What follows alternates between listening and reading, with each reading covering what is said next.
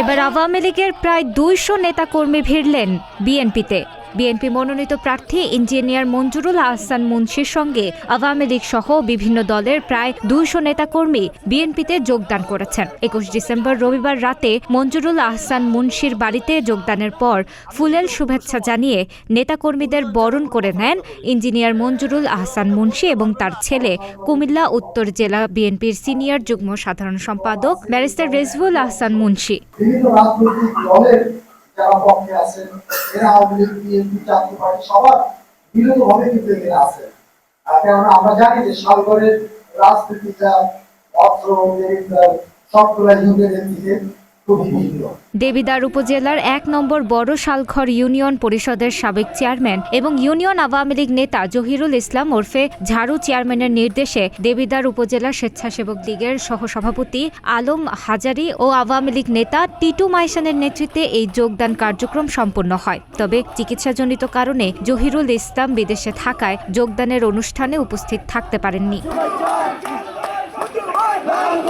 যোগদান করা নেতাকর্মীরা নিউ মার্কেট এলাকা থেকে মিছিল নিয়ে যান ইঞ্জিনিয়ার মঞ্জুরুল আহসান মুন্সির বাসভবনে। এই সময় তারা বিভিন্ন স্লোগান দেন। কুমিল্লা উত্তর জেলা বিএনপির সদস্য সচিব AFM তারেক মুন্সি বলেন, আওয়ামী লীগের পদধারী নেতাদের বিএনপিতে যোগদান খুবই দুঃখজনক। তারা সমর্থক হলে মেনে নেওয়া যেত। বিষয়টি দলের হাইকমান্ডের কাছে জানানো হবে এবং কেন্দ্রীয় নেতারা এ বিষয়ে ব্যবস্থা গ্রহণ করবেন।